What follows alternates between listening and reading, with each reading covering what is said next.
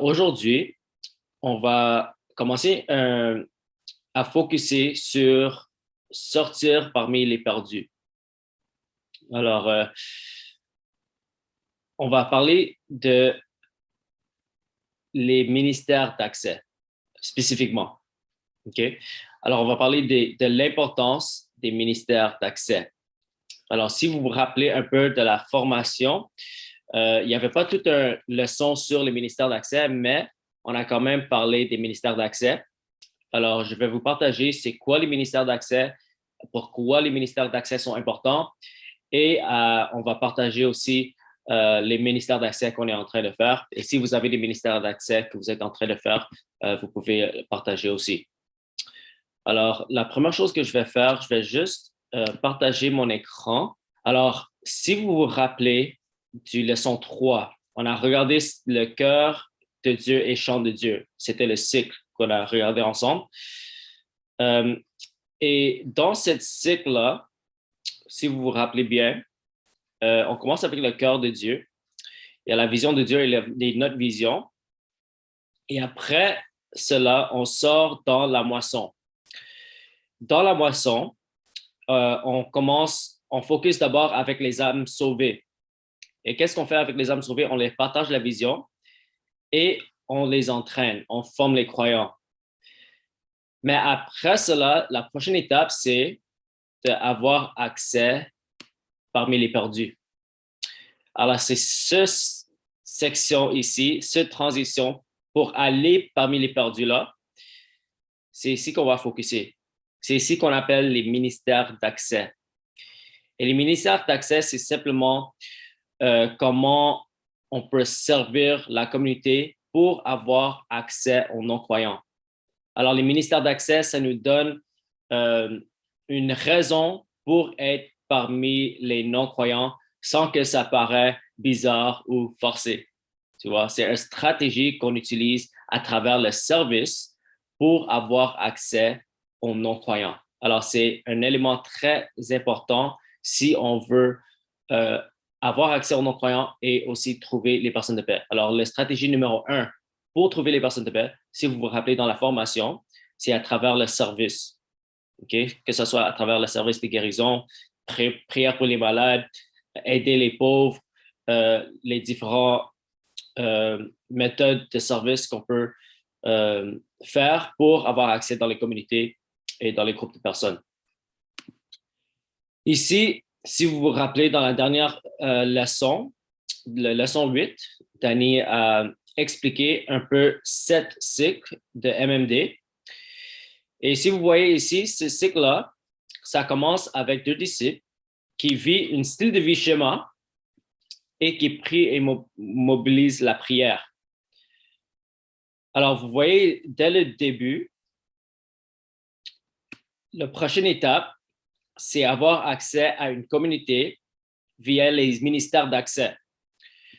Alors, ici, c'est où on va répondre aux besoins, guérir, servir, entreprise, l'éducation, que ce soit ton domaine. Tu peux trouver des ministères d'accès pour faire quoi?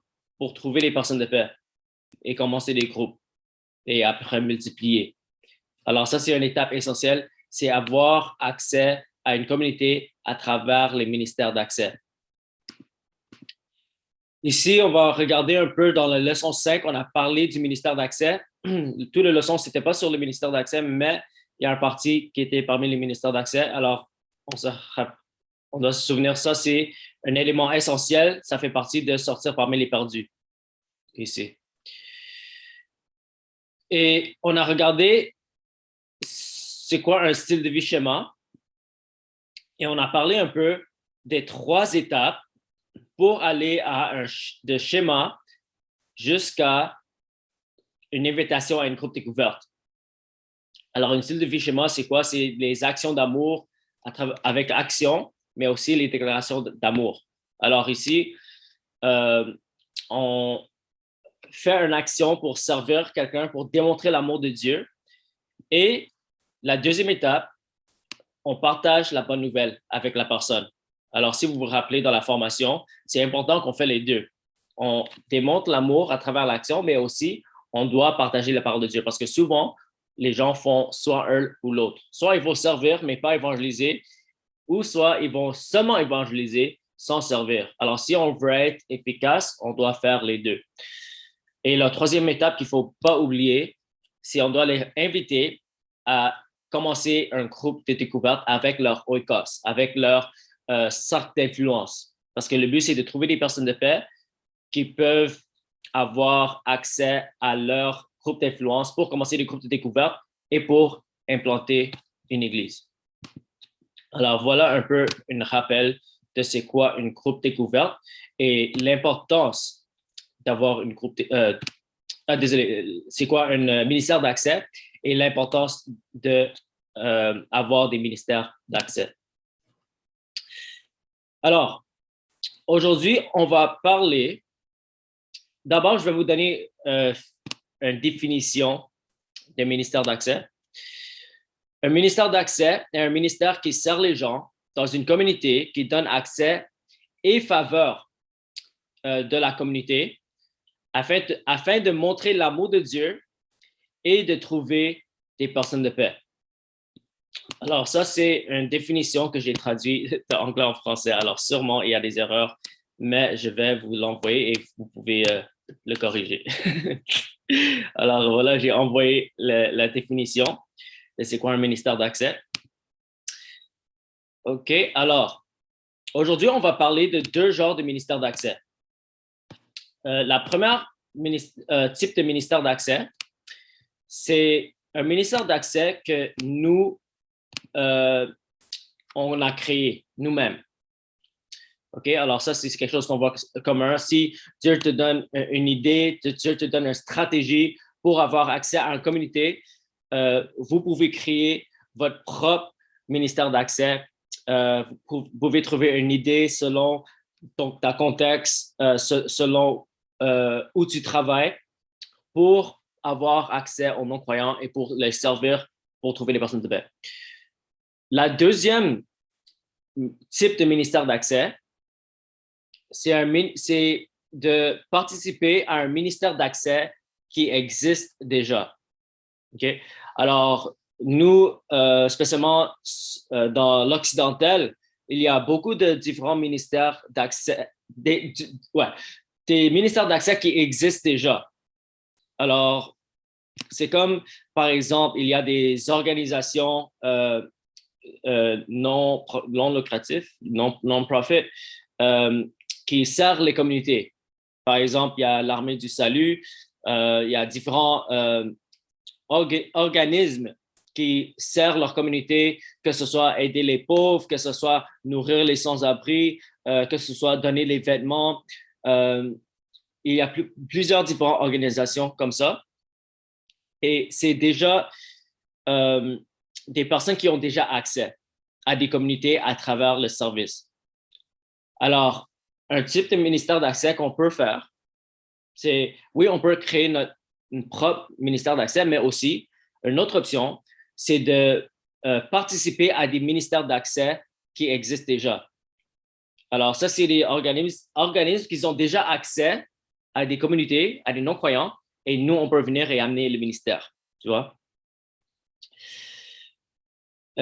Et voilà, ça, c'est les ministères d'accès qui vont nous diriger vers les personnes de paix. Alors, on sait que les ministères d'accès, c'est absolument essentiel si on veut être efficace pour trouver des personnes de paix.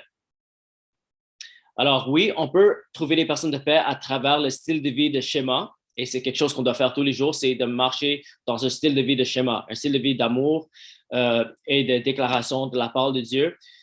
Mais il ne faut pas oublier que la plupart des mouvements commencent avec des ministères d'accès.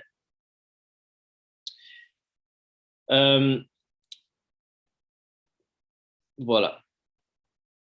OK, alors on doit se poser la question, est-ce qu'on a un ministère d'accès efficace à l'heure actuelle? Est-ce qu'on a une stratégie qu'on est en train d'utiliser pour servir notre communauté, pour trouver des personnes de paix, pour commencer des groupes? Alors, c'est important d'évangéliser. Et je ne dis pas d'arrêter d'évangéliser. Il faut toujours évangéliser, mais nous devrions aussi avoir des ministères d'accès. On doit faire les deux. OK? Alors, maintenant, je vais vous partager quelques exemples d'un ministère d'accès que nous, on a utilisé.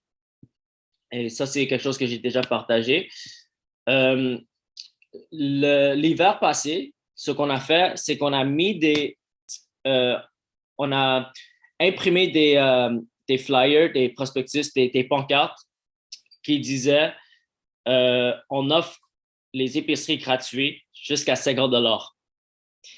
Et ce qu'on a fait, c'est qu'on a pris une offrande et nous, on a un avantage, comme on n'a pas un bâtiment qu'on paye pour louer, comme on est une église maison, on prend une offrande pour investir dans les ministères d'accès, tu vois. Alors, on a écrit les épiceries gratuites jusqu'à 50 $. On peut venir chez vous amener les épiceries. Alors, vous voyez que nous, notre but, c'était pas d'inviter les gens pour prendre la nourriture, mais on a donné l'option que nous, on va venir chez vous. Et ce qu'on faisait souvent, après qu'on a mis ces flyers, on est allé dans un quartier pauvre et on a mis ces flyers partout dans le quartier. Comment on dit flyer en français? Est-ce que vous comprenez flyer? Ouais, OK. Et on a reçu beaucoup d'appels parce qu'on offrait les épiceries gratuites jusqu'à 50 $. Et ce qu'on faisait, dès qu'on recevait les appels, je disais, je vais venir vous prendre en auto et on va vous amener à l'épicerie. On va faire les épiceries avec vous et après, on va vous amener chez vous. Alors, tu vois comment ça, c'est une stratégie qui nous donne accès à des non-croyants sans que ça soit forcé, tu vois. On démontre l'amour de Dieu et ça nous donne une opportunité de passer du temps avec eux et éventuellement commencer des conversations spirituelles sans forcer, parce que ça vient naturel. On nous demande pourquoi on fait ça. On fait ça pour démontrer l'amour de Dieu, tu vois. Alors, ça ouvre une porte. Et 90% du temps, les gens vont nous inviter chez eux. Parce que souvent, il y a beaucoup d'épiceries, on vient chez eux et souvent, leurs familles sont là et ça nous donne accès à leur famille. On commence des conversations spirituelles et on donne une invitation à un groupe de découverte. Alors, à travers cette stratégie, on a pu commencer des groupes de découverte avec des musulmans, comme on était dans un quartier musulman. On a même, et quand on a accès à leur famille, on leur demande s'il y a d'autres besoins qu'on peut leur répondre. Et il y avait une famille qu'on a rencontrée qu'ils avaient, c'était presque Noël et ils n'avaient pas d'argent pour acheter des cadeaux pour leurs enfants. Et on a décidé d'acheter des cadeaux pour leurs enfants. Alors voilà un exemple d'un ministère d'accès. Un deuxième exemple que je peux vous partager, c'est ce qu'on a fait, c'est qu'on a commandé beaucoup de Bibles. Il y a un ministère qui s'appelle Gideon qui donne les Bibles gratuites. Et on a pris les photos et on a mis sur Facebook Marketplace. Okay? Alors ça, c'est une plateforme sur Facebook où on peut vendre et acheter. Et ce qu'on a mis sur Facebook Marketplace, c'est Bible en lettres majuscules, Bible gratuite, livraison gratuite. Tu vois? Alors, quand les gens voient les choses gratuites, ils vont tout de suite cliquer. Et souvent, on trouve des personnes qui sont intéressées à les choses spirituelles, tu vois? Et souvent, c'est des catholiques, même des musulmans, même juste des personnes qui sont en train de chercher Dieu, tu vois? Parce que généralement, les gens qui sont chrétiens, ils savent comment avoir une Bible. Ils peuvent aller acheter une Bible facilement, tu vois? Mais les personnes qui sont pas totalement nés de nouveau, ils vont cliquer sur ce genre de lien, nous appeler pour qu'on leur amène des Bibles. Et on a reçu beaucoup de demandes. Et notre stratégie, c'était on venait amener la Bible chez eux et après, on offrait la prière Et après, s'ils étaient ouverts à la prière, on donne une invitation à une groupe de découverte. Alors, vous voyez, c'est comme 3 étapes. Il y a le ministère d'accès, il y a le service. Le deuxième, c'est la conversation spirituelle. Et la troisième, c'est une invitation à une groupe de découverte. Et à travers ce ministère, par la grâce de Dieu, la semaine dernière, il y a une sœur qu'on a rencontrée à travers ces méthodes, que j'ai fait le suivi avec, qu'elle s'est fait baptiser. Et en fait, elle s'est fait baptiser par Danny et Charlie quand ils étaient ici. Par la grâce de Dieu. Alors, voilà un deuxième exemple. Je vais voir s'il y avait d'autres exemples que j'ai oubliés. Voilà. Alors, il y a beaucoup de différentes méthodes qu'on peut utiliser. Alors, les ministères d'accès sont vraiment illimités. Une autre méthode qui est efficace, c'est d'entrer dans les prisons pour partager l'évangile avec les prisonniers. Et en fait, Dieu nous demande de faire cela. Alors, ça, c'est une autre idée. Et j'ai entendu des histoires où il y a des mouvements qui ont commencé dans les prisons. Il y a un ministère que je travaille avec, que j'ai fait cette formation avec aux États-Unis, qu'ils ont commencé un programme dans les prisons pour leur partager la parole et commencer des groupes. Et ils ont vu un mouvement dans cette prison. Et il y avait des groupes de découverte jusqu'aux 5e génération. Alors, voilà une autre stratégie. Après, d'autres stratégies, c'est à travers les systèmes d'éducation. Il y a différents programmes qui existent déjà, qui servent pour aider les familles qui sont en besoin. Alors, il y a un pasteur qui a eu contact avec une madame qui avait la charge de trouver c'était quoi les besoins des familles et de leur aider dans leurs besoins. Alors, lui, le pasteur, ce qu'il a fait, il a appelé cette personne, il a dit, est-ce qu'on pourra aider avec ce projet? Et la famille et la personne était vraiment content. Et même si c'était des non-croyants, ils vont accepter de l'aide, tu vois. Et à travers cette stratégie, la madame a dit que je vais appeler les familles et je vais leur demander si c'est correct que je donne votre numéro à ce pasteur pour qu'il vienne vous aider chez vous. Et le pasteur venait chez eux pour demander c'est quoi leurs besoins. Et naturellement, ça a commencé les conversations spirituelles et il a pu commencer de groupes à travers cette stratégie. Alors voilà un autre exemple. Après, il y a une autre madame qui va dans les ghettos et elle veut commencer à focuser sur les personnes qui vivent des situations comme elles se sentent comme traumatisées, que ce soit par la violence, que ce soit par l'abus, que ce soit par quoi que ce soit.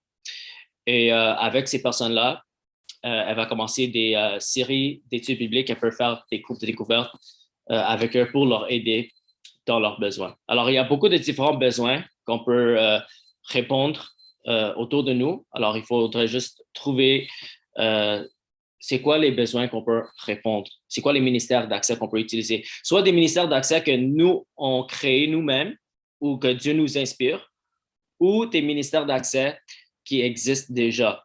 Alors, souvent, il y a déjà des ministères d'accès, par exemple, pour visiter les prisonniers. Il y a des ministères d'accès pour visiter les personnes vieilles. Je ne sais pas si c'est comme ça qu'on ça se dit là. Il y a des ministères d'accès pour trouver euh, pour, pour répondre aux besoins des familles, des élèves dans les écoles. Tu vois, il y a beaucoup de différents programmes. Alors, une bonne stratégie, c'est de se mettre en contact avec ces organisations qui ne sont pas forcément chrétiennes. C'est des organisations séculaires, non-croyantes, mais eux, ils ont déjà accès à des familles. Tu vois, ils ont déjà accès et nous, on amène les ministères. Et souvent, ils sont très ouverts à avoir de l'aide. Beaucoup de gens demandent les volontaires pour aider avec ces différents projets. Un autre ministère d'accès que je peux vous partager, ici à Montréal, chaque moi, on nourrit les sans-abri et c'est le frère Stéphane qui a pris charge.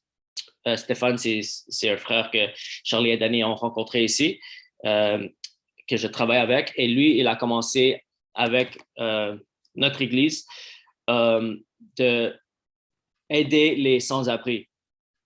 Et ce projet, par la grâce de Dieu, grandit. Chaque mois, il y a peut-être une trentaine de personnes qui sortent. Ils donnent des vêtements, ils donnent la nourriture et ils cuisinent la bonne nourriture pour nourrir les sans-abri. Et le but, c'est de servir la communauté et avoir accès aux non-croyants et aussi de trouver des personnes de bien et commencer des groupes. Et ce qu'on a remarqué, c'est qu'il y a beaucoup de différents organismes et même des personnes non-croyantes qui ont à cœur d'aider les sans-abri. Alors, ça ouvre une porte pour avoir accès à ces gens-là, pour commencer des conversations spirituelles avec ces gens-là. Et si vous voyez les personnes qui nous aident pour aider les sans-abri, je dirais jusqu'à 50% des gens ne sont pas nés de nouveau, ne sont pas croyants, tu vois. Alors ça, c'est un autre ministère d'accès qu'on a trouvé, que ce n'est pas seulement les personnes qu'on aide, qu'on peut atteindre pour Jésus, mais c'est aussi les personnes qui participent à cette œuvre avec nous, qui nous aident à cuisiner, qui nous donnent les vêtements, voilà, qui sont là avec nous dans la rue. Alors ça, c'est un autre exemple d'un ministère d'accès.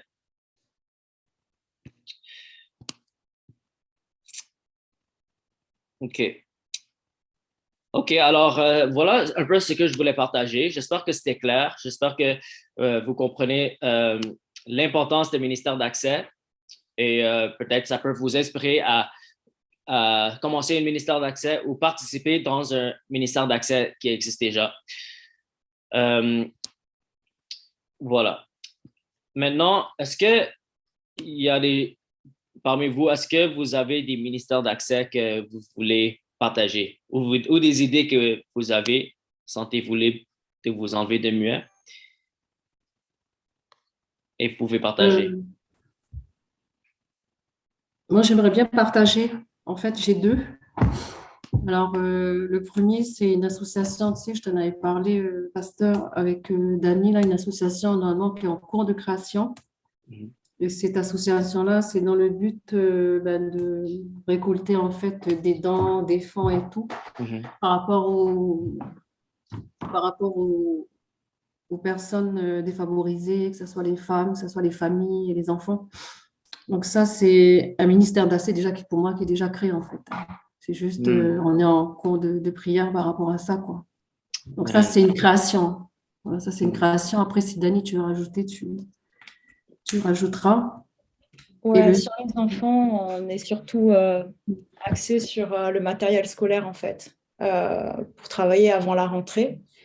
Donc, en général, il y a des familles qui sont extrêmement pauvres et donc qui ont besoin de matériel scolaire pour faire la rentrée. Donc, ça, c'était ce qu'on voulait faire. On récolte pas mal de choses par rapport à ça. Et puis après, on envoie ou on amène ou on livre. Donc, ça, c'était le truc. C'était plutôt sur les enfants et pour les femmes. C'est pour les aider dans tout ce qui est recherche de formation ou pour qu'elles puissent se reprofessionnaliser. En général, c'est les mères isolées, en fait, ou qui sont dans des familles monoparentales. C'est plutôt elles qu'on vise à travers cette association-là. C'est surtout ce public-là. Amen. Amen, amen. Est-ce qu'il y a quelqu'un d'autre Après, oui. le deuxième ministère d'accès, pour moi, qui est en cours de création déjà, avant, j'étais bénévole au Secours catholique. Donc, moi, j'ai pris rendez-vous avec un aumônier pour pouvoir avoir accès à la prison dimanche, pour voir comment Dieu m'utilisait là-dedans, quoi. Donc, ça, c'était un truc que Dieu m'avait déjà mis à cœur. Donc, j'ai pris les renseignements, j'ai des rendez-vous et tout en ce sens, voir si Dieu m'utilisait dans la prison ou peut-être dans d'autres domaines, quoi. J'ai des contacts. Amen. Amen, amen. Gloire à Dieu. Amen. Est-ce qu'il y a quelqu'un d'autre qui veut partager? Oui. Moi, j'ai trois. En fait, ça existe déjà. C'est connecté. C'est une association qui s'appelle Amis de Toulon. Et ça, c'est pour les maraudes et tout ça. Et dans cette association, il y a une personne qui fait des visites dans les prisons. Bon, c'est pas tout le temps qu'on peut aller, c'est pas tout le temps qu'on peut avoir l'accès parce que c'est elle qui a la petite carte d'entrée, donc c'est elle qui invite les gens. Mais oui, on fait un beau travail là-bas. Et des fois, on continue avec le contact avec les gens à l'intérieur. C'est des gens qui sont déjà dans un état, on va dire ils ont de bons comportements à l'intérieur de la prison. Donc, ils peuvent avoir le téléphone une fois par semaine, hein, quelque chose comme ça. Donc, on prend le contact et tout. Et dans le maraude, pareil.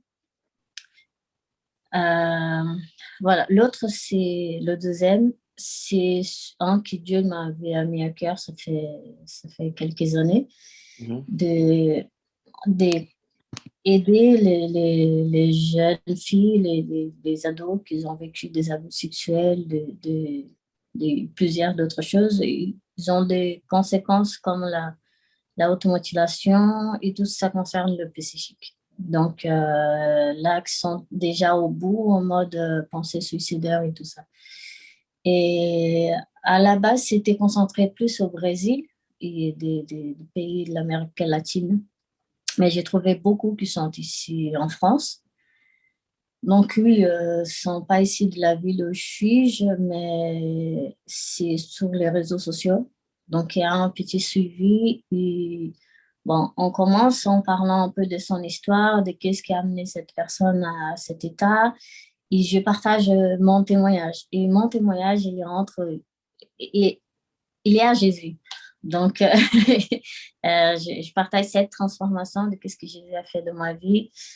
Et en fait, ça amène déjà dans le thème des dieux, croyances et tout ça. Donc, c'est une possibilité d'amener la personne à comprendre l'amour de Dieu, malgré son état.